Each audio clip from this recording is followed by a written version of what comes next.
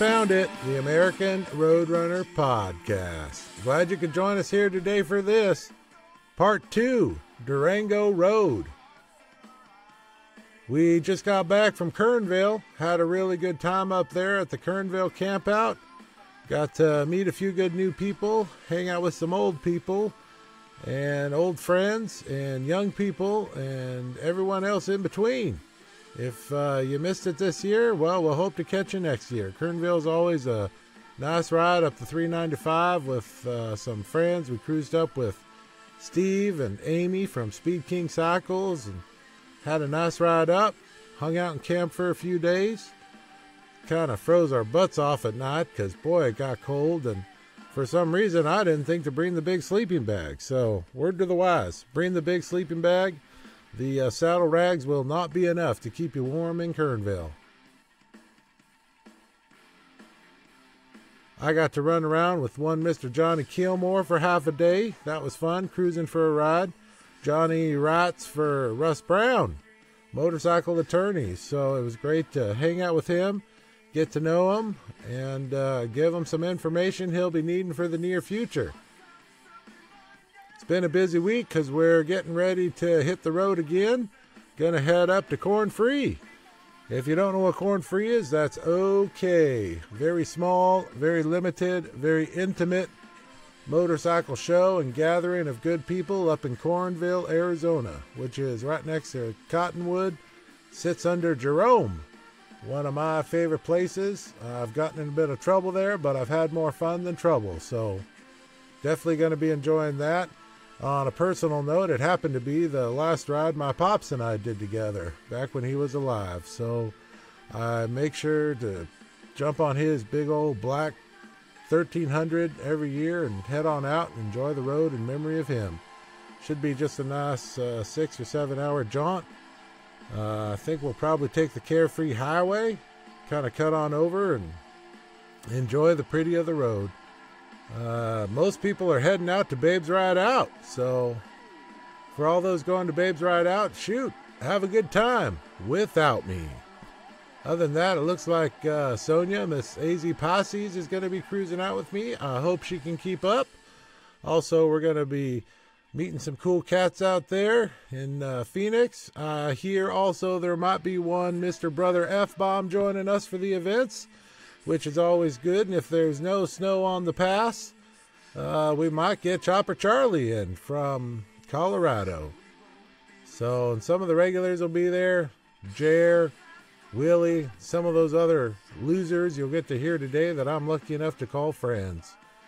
It's going to be an exciting weekend. Corn Free. Until then, don't forget to check out the book. You can find it anywhere. Amazon, Barnes & Noble, my website, AmericanRoadrunnerTheBook.com. And we've been fortunate enough to take on a few sponsors lately, but we're looking for a few more. Feel free to get your name, product, information mentioned on this show. Feel free to send me a direct message or an email or give me a call or note via carrier pigeon. Type it out on a typewriter, tattoo it on your girlfriend's ass. I don't care. Get in touch with me and we'll get it all figured out. Life is good and short. Hope you get out there and enjoy your road, my fellows. This is Part 2, Durango Road.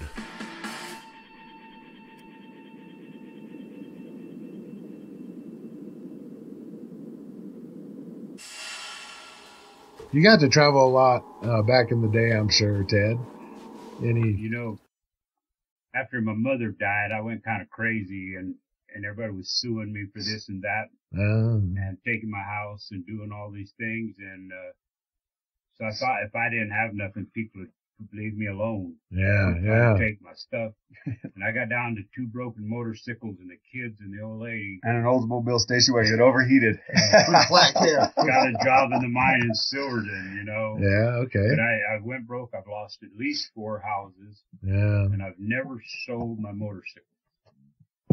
He didn't ride them for decades sometimes because he didn't have the money to keep them running or the time because he worked a day I wouldn't job. say decades, but there was a minute when we were young. A couple of years. Well, he's probably busy being dad. We'd work on the weekends because he had his own welding truck, and when he wasn't welding, we were butchering. because he has a mobile slaughter truck also. But when we were kids, like my son's age, we knew where everything was on that truck, and we could roll up to a job, and my father would get out and go talk to. We'd have the torches strung out, the grinders strung out, all of his soapstones laid out. Because the weeds were on these big reels, and they'd start rolling, and you couldn't stop them. Yeah, and the whole you put ball bearings on feet his of wire welding would weeds. just roll out on the ground, and I used to have nightmares about We it. used to get done at the end of the job, and I'd have the customer write the check to the boys. Yeah, I didn't even have an idea. I was all cashing $2,000 checks. Then I'd say, okay, roll up the stuff, and we're out of here. And Jeremiah could roll the truck up faster. That was the best part of the day. You couldn't find nothing for 3 weeks. Yeah, they just go here and go there.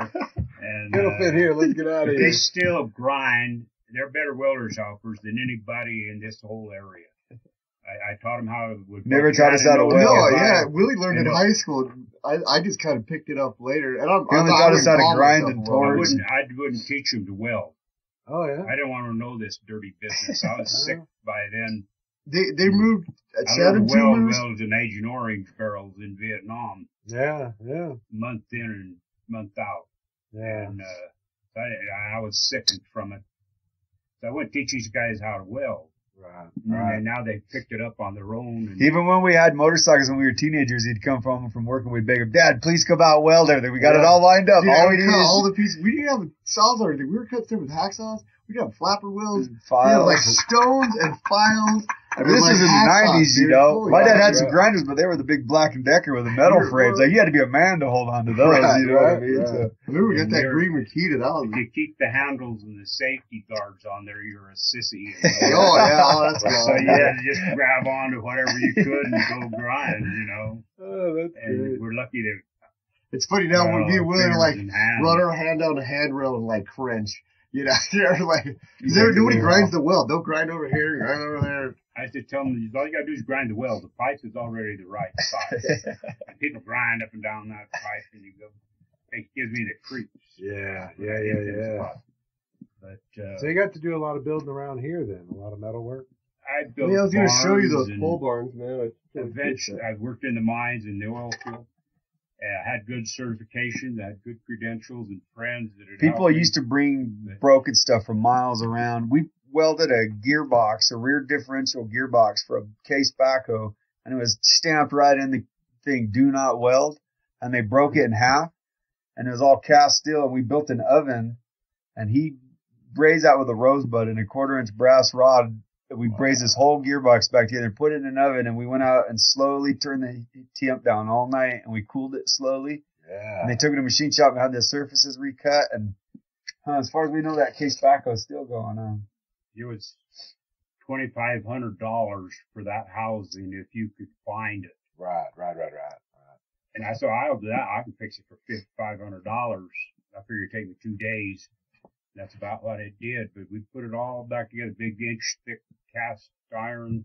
Yeah. And but he always taught us how to hustle and shake things. You know, if you want something, you just got to go find a way to pick up cans on the highway when we were young. And we like. If somebody wanted a new bike, that's how we got our scooter. Yeah, our new bike. We got a Huffy. That's how we did. Or like Christmas. I remember one Christmas break, we needed money for Christmas, and some guy copper wire out of buildings they were tearing down. Dude, people remember that guy brought us all those tree spikes, and we made them on the forge, and we spent like 2 days hammering tree spikes. These guys were into stress management, and they climbed the trees and set up zip lines, and they'd go to Africa and take these people with stress release or stress management. Team building too, yeah. So I built them all these big staples so they could hammer them in the trees to hook to ropes through. We built those anchors for that boat dock.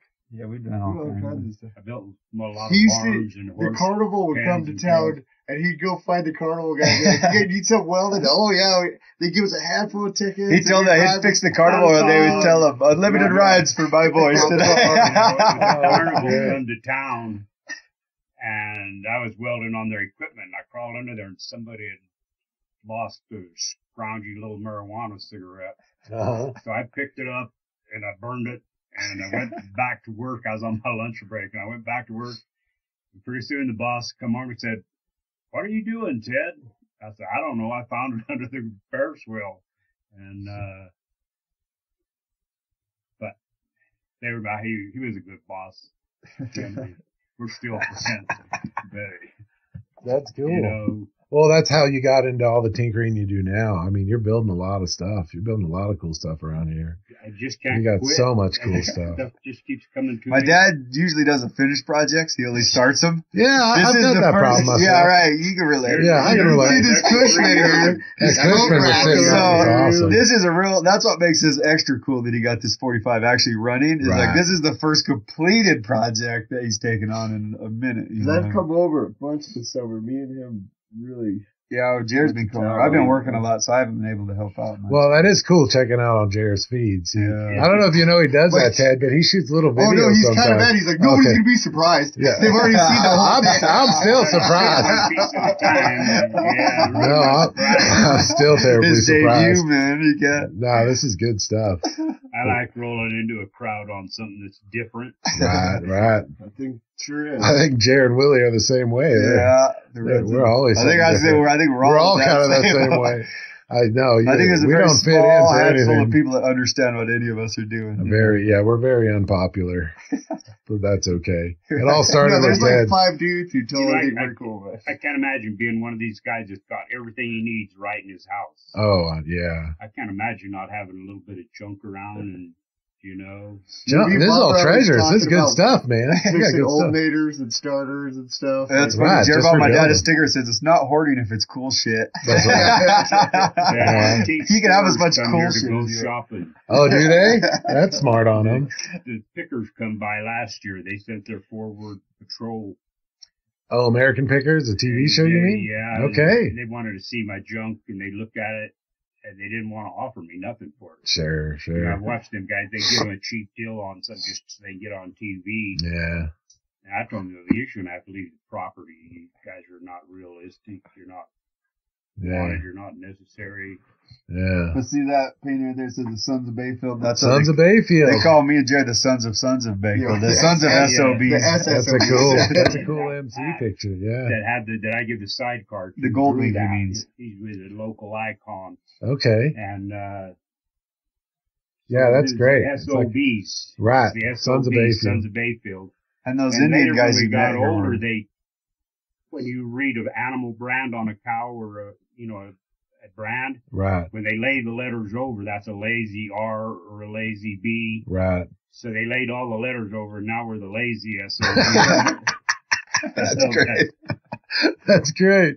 Well, I like the character too. It's a skeleton with a Mexican hat on. He's got a freaking sword, hatchet, He's so talented. It's unbelievable. Bottle in the other hand. Yeah, that's amazing. He illustrated for a cartoon show, I think. I remember that. He used to write menus. He'd draw up menus. He drew some up for this place in Moab that had a rabbit sandwich. And his depiction, his ears were sticking out on one side, his feet were sticking out the other side. Oh, that's some creativity. Back when you had to be creative. He'd go in the bar and sit down and start drawing pictures on a napkin. Right. And he'd get drinks all afternoon, like he just. Him and his friends could sit in the bar all afternoon and never buy a beer. That's great. Him and TJ and Sam the Indian and his crowd of people. Oh, yeah, I met a few of those guys today. You should tell about your friend TJ. Sam. Tell him about the bank robber. Yeah, my friend TJ come out here out west to live the hippie life and grow his own food and all that. Sure. And so he been out here a few years and cleared some land. And he went to the bank and he wanted to borrow $500 to buy seed, and they wouldn't give him the $500.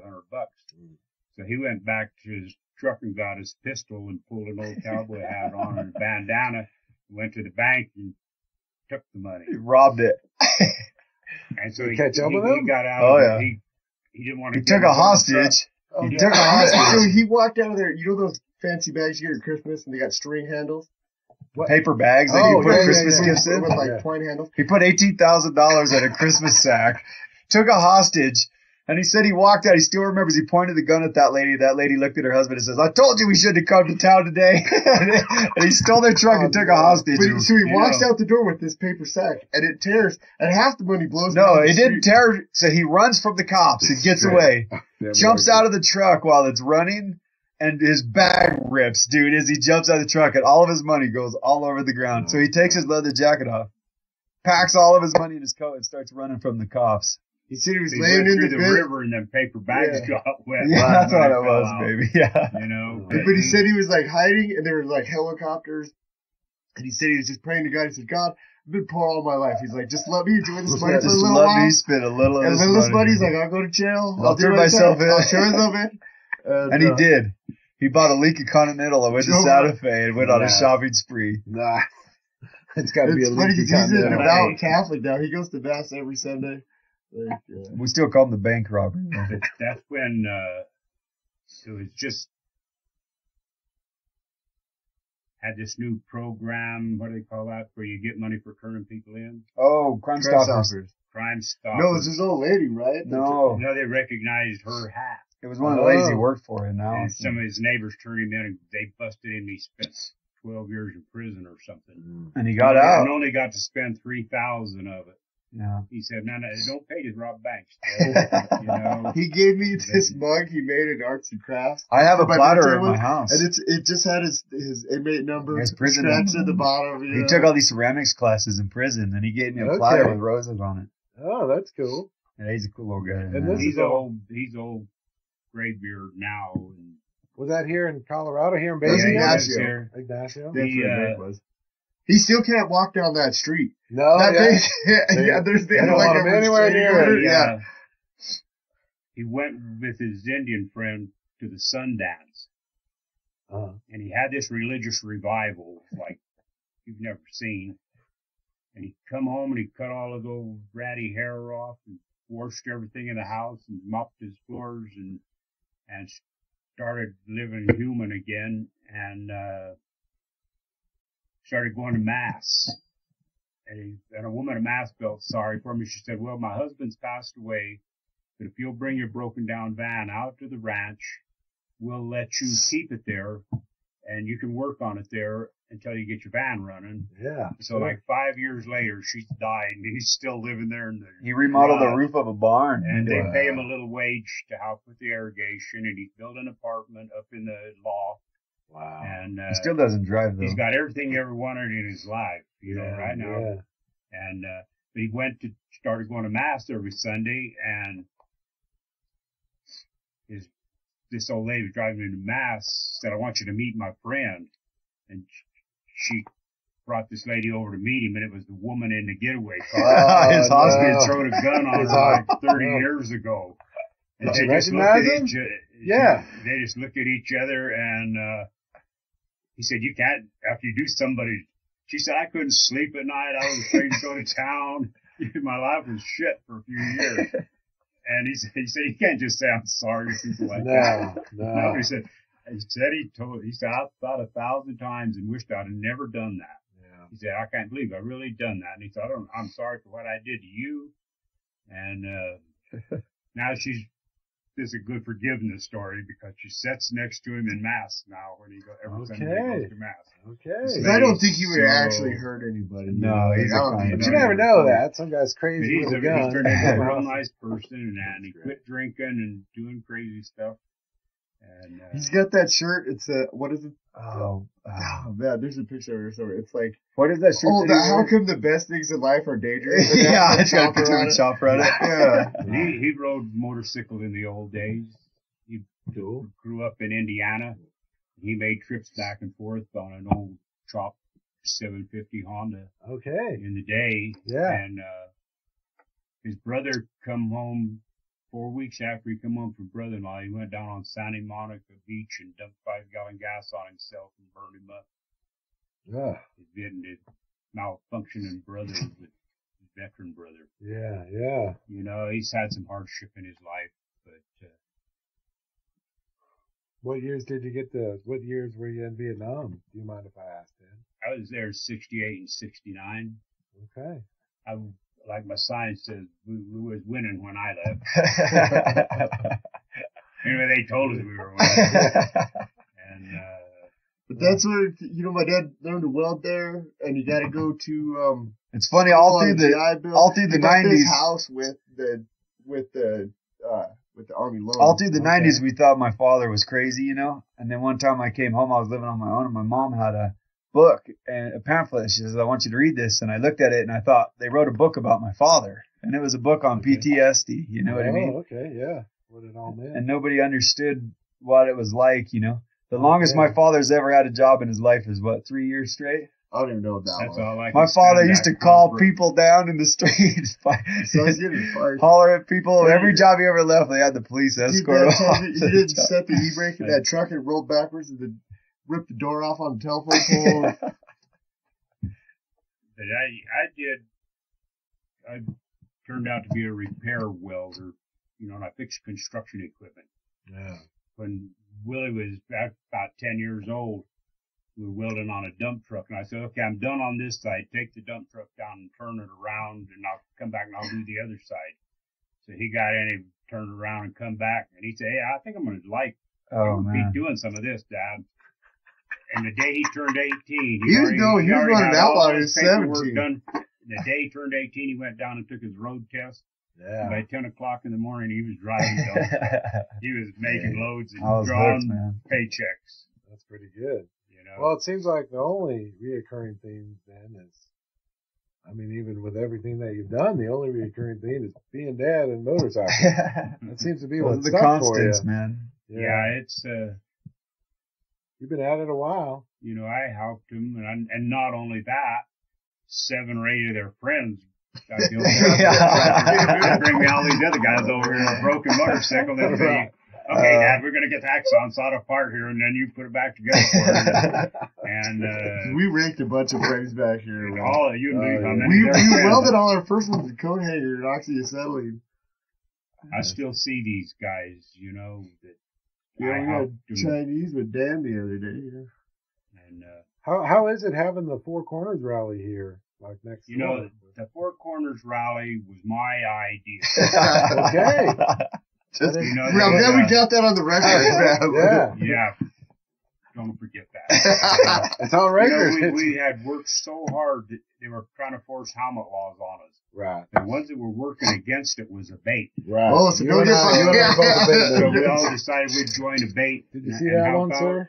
I've seen that. When you- Yeah. Did you see this one as well? And it was a good organization.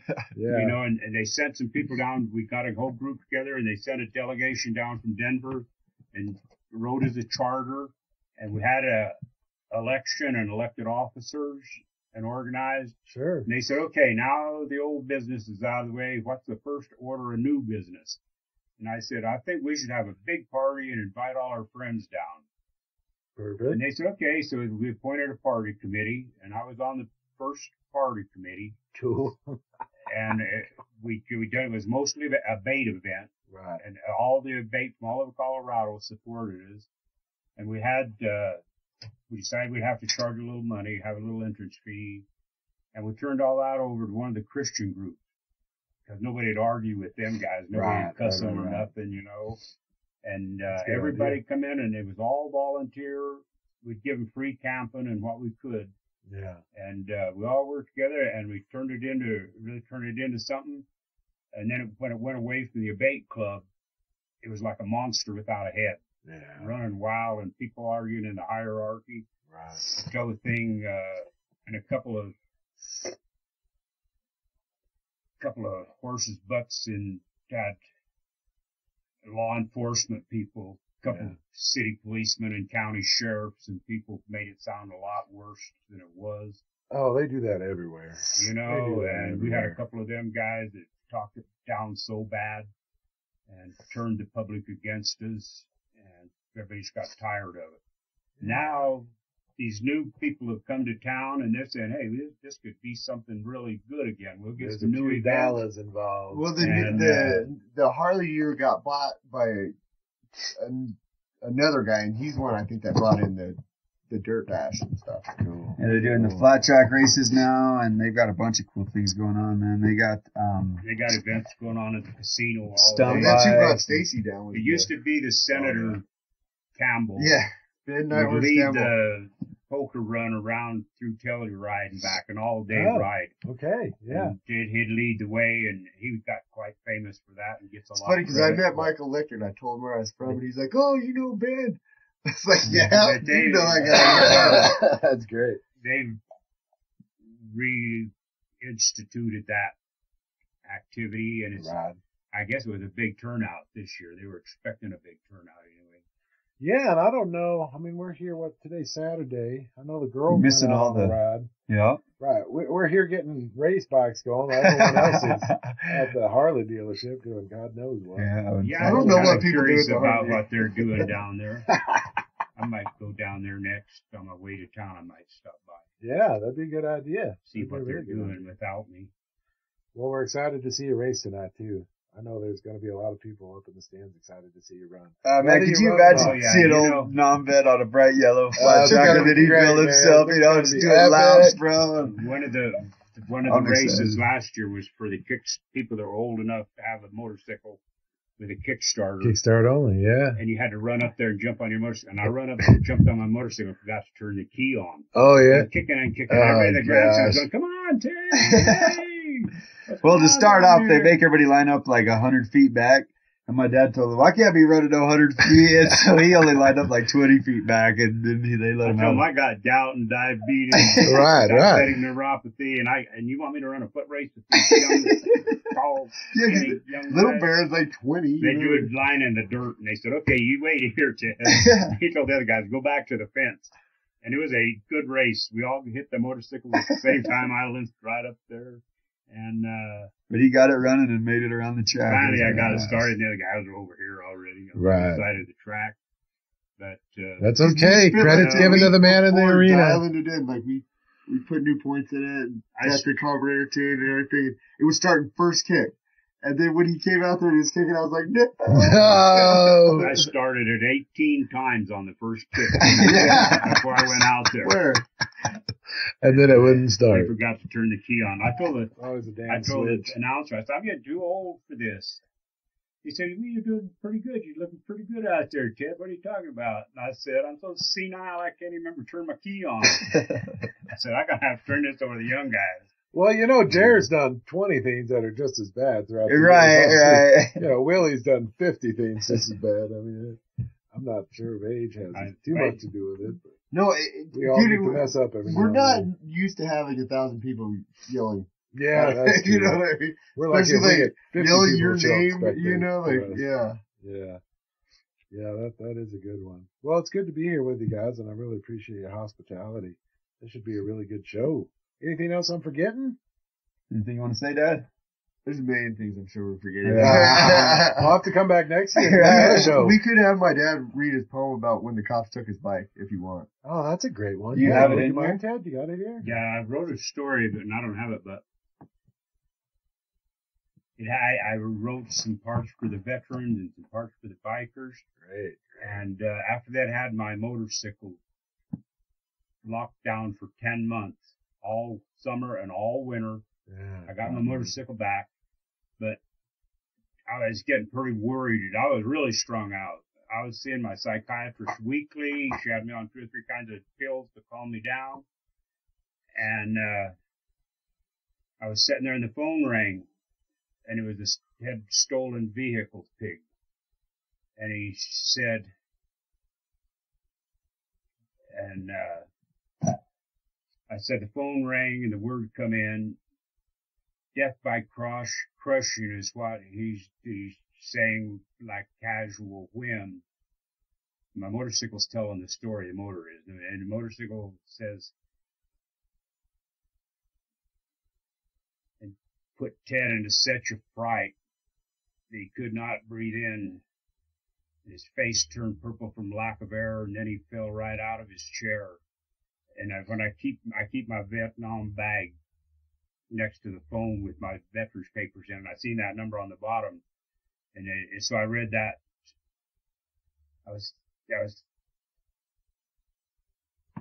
And something about Ted was laying on the floor in a fetal ball, thinking maybe it was time to end it all. Then he seen the phone number and decided to give the Veterans Crisis line a call.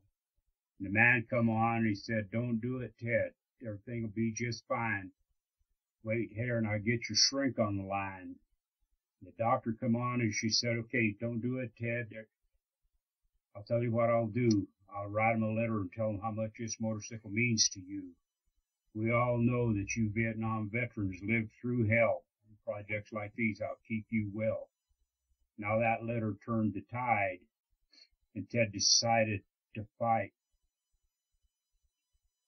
and to live and to ride. 3 more trips to court, some huge fines, and some ass kissing. Ted copped a plea, and I was free. Ted had accomplished his mission. That's really good. I appreciate you sharing that with us. That's just like a small excerpt from it. They told me my story was too long, so I added a paragraph on the top and on the bottom. Right. And on the bottom, the motor says, "I need piston, valves, and a few more parts, but Ted needs a liver and maybe a heart. As sad as this would be, if Ted don't survive, I know his boys Jeremiah and Willie will take care of me." That's great. And I usually keep the book around about wore out, reading it to people. I wanted to read it this morning again, but I don't know where it is. I know the feeling. I wear stuff out, reading stuff to people. I get it. Good on you. That's really good. Ted, thank you. But I write little history stories, Christmas stories.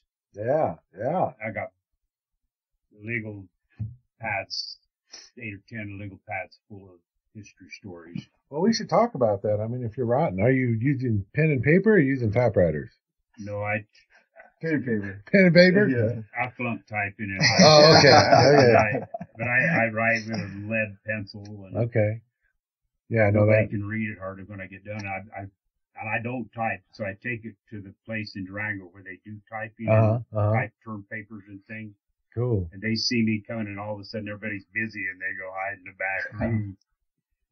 One guy comes out, one young guy come out after everybody else won't help me. He comes out, and he done a really good job. You know, when I was done, I gave him a copy of the magazine article when it was published. Oh, that's cool. I Yeah. gave him a copy of it for his own personal. Yeah, a little something for the jacket. Yeah. But I'm trying to learn that. I'm left-handed, so if I write, it just gets smeared all over the place. So I learned a long time ago if I can just type. Oh, I didn't think about that. Yeah, that's why I type. That's why it's such a big deal to me. So that's the only reason. There's a reason. Left-handed uncle, and he wrote up and down like Right. Chinese. You know, when Willie was little, I was still in the meat business. We had a good meat business for 12 years. And then my mother died, and I went kind of cuckoo. The boys would come with me on the butcher truck. And when you get down, the beef is laying there, there's some pretty easy skinning right against his back in the very bottom. So I got the beef that far along, and I said, I've got to go in the house and see the lady about how thick the steaks and get the instructions. You keep skinning here. And pretty soon the farmer come around the truck, and he looked in, and there's Willie, and they're skinning away. And the farmer said, "Hey, little boy, does your daddy know you got that sharp knife?" And Willie goes, "Yeah, I've been doing this all my life." I wasn't even in school then. I was 23 years old, 4 years old. Oh, that's great. And the women would take the boys in the house and They give us pick some cookies cocoa and and cookies. stuff. Leave me out in the cold to do the work. Right. We couldn't afford babysitters. You know, when they got out of diapers, then they had to go with I went me. to work, you know. Yeah. You had 4 kids, right? Yeah. And I got a daughter. We have an older brother and you met my little sister. Yeah, Rebecca. Yeah, and her kids are all running around. She never was a minute's problem to me. She was always his favorite. She always made A's at school. And I was telling everybody, he won a daddy-daughter look-alike contest once too. That went straight to their heads. Yeah, we won a daddy-daughter look-alike contest one time when she was about 2. Yeah. But I told everybody, if I know how good them girls was, I wouldn't have no boy. Right. Nothing but trouble. I shouldn't say that. Girls are my favorite. I get it. Jeremiah got into a confrontation with a teacher one time, and they said, we won't let him come back to school until he's been to a psychiatrist. And so they checked him in. We checked him into the mental clinic to the psych ward, Uh-huh. and I told him how Theodore Bundy almost escaped out of jail. By sticking part of his shoe into the It's pretty much like Jeremiah that. tells him, I gotta have a dictionary. And he Yeah. said, page and just cover off the dictionary and sticks it in the thing, the door don't lock, and he pulls it open when they turn their back. There was and like goes a back out. exercise Gets place in the like freight by the elevator door. and goes to the bottom of the hospital. Walk right out. Calls me from Arby's and Yeah, he's exactly. come get me. I've seen the last. Get me out of here. They were not happy. That's They Yeah, brought right. him back. The I cops remember my came dad down used to take up motorcycle magazines, and they would cut anything provocative out. So they cut all the girls out of his motorcycle. I was only in magazine. there for a few days. Yeah. It was like Nothing less to than a do. week. It was. I only saved the Easy Riders and the magazines that had flathead stuff in it. My mom I caught think me I with a did. backpack full And of his then Easy these Riders guys- one time, and he told me, I only buy them for the motorcycles, not for the girls. And then these guys take him out to look at the girls, and their mother catches them and throws my damn magazines away. My dad had about every Easy Rider. I don't know man. if he's got now. That's a good one. Well, I'm glad it came from somewhere because you, Jer, and you, Willie, you're not creative. You're just offspuns of your dad doing awesome, cool shit. Well done. You guys are great. Thanks for being here. Thanks for being my friends. Yeah, Y'all want thank to go to the races? Yeah, let's do this, Yeah, man. Yeah, I went to my lawyer's office a while back, and he had a whole bunch of people in the lobby waiting, and he said, this is Ted. He's my most memorable client. And he knows a lot of stories, but he don't know no short stories, so don't get him started. They say, get back here and sign these papers, Ted, and go home and write that story and bring it back, and I'll put it on the... That's a I'll wonderful repeat it thing. and We read can it. run this as long as we want. Ted, I appreciate you. All right. Yes. See ya.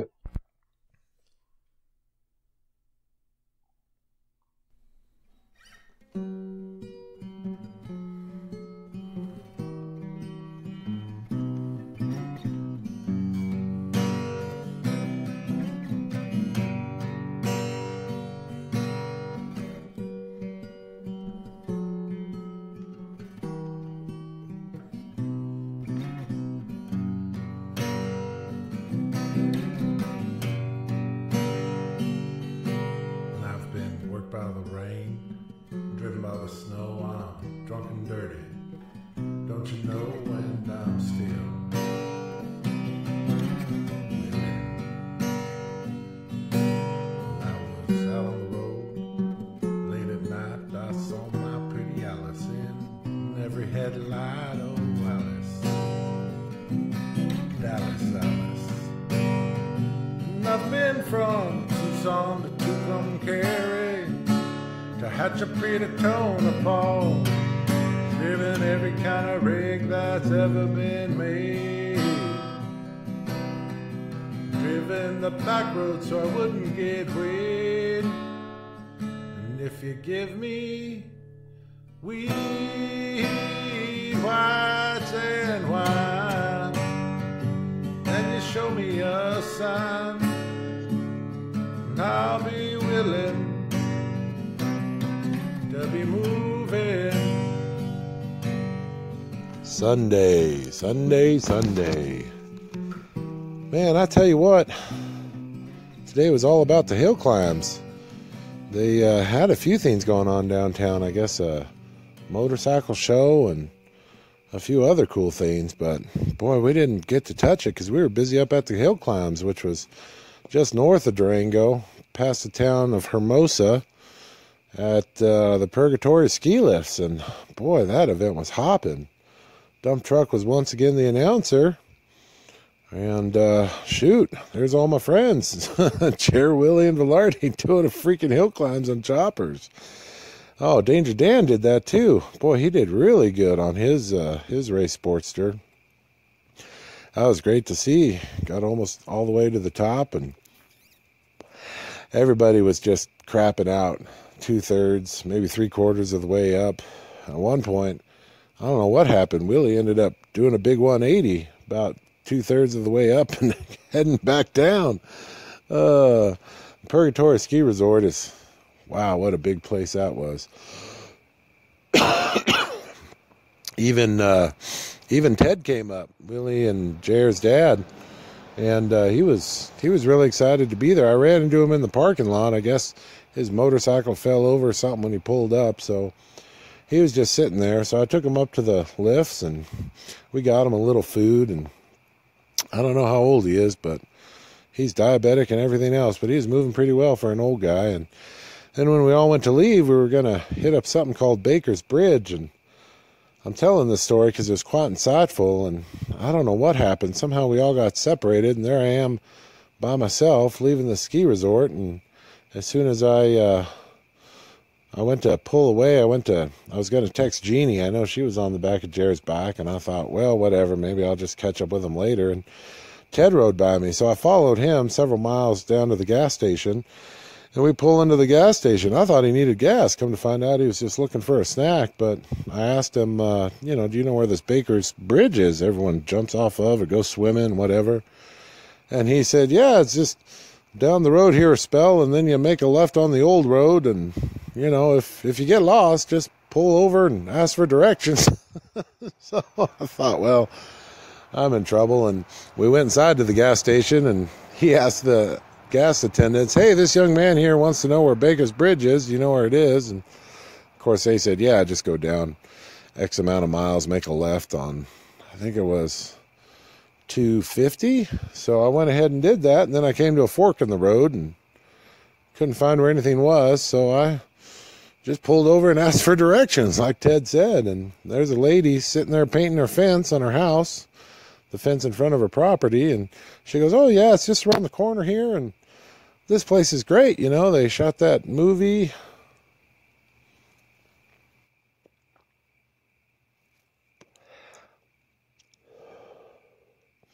Butch Cassidy and the Sundance Kid, where they jumped off that cliff, and they shot some of that movie. The City Slickers there, and boy, it's a really neat place. And I thought, well, great. So I pulled around and eventually found it, because there was, several hundred college students all hanging out and swimming, and I couldn't find anybody in my group, and I thought, well, I don't want to be that old dirty biker perv hanging out here. So when I started to leave, though, I ran into everybody else, and they're like, well, just come swimming. And I'm like, nah, I'm going to head back, take a nap. I'll catch up with y'all later. And jumping off the bridge, you fall like 40, 50 feet, and apparently there's only a few feet of water. And I know Dan, Danger Dan being who he is, jumped off the bridge and found the bottom really quickly. Nobody told him it was so shallow. Our buddy Tyler, he did the same thing, not realizing how shallow it was. Everybody got out okay, but boy, what an adventure for them. And we all ended up going down to Aztec, New Mexico, which is way northern New Mexico, just 40 or maybe 40 miles south of Durango. Our buddy Spencer and Jennifer put on a good little party for all of us there on their property. And that was really exciting. Everyone brought their kids, and boy, we hung out there till probably midnight, and we were coming back in the dark. That was fun. Lots of deer on the road, lots of deer in town in Durango. I had a net on the back of my back, so we were riding two up on a rigid, and these old these old roads, these old highway roads, but wouldn't trade it for the world. Tomorrow's Monday, and we'll see what Monday brings. Roadrunner Report out. Well, I've been kicked by the wind, robbed by the sleet, had my head stored in, but I'm still on my feet, and I'm still willing. Smuggled some smokes and folks from Mexico, baked by the sun every time I go to Mexico. But I'm still, and I've been from Tucson to Tucumcari to Hatchaprita, Tonopah, driven every kind of rig that's ever been made, driven the back road so I wouldn't get wet. And if you give me weed, whites and wine, and you show me a sign, well, I'll be willing be moving.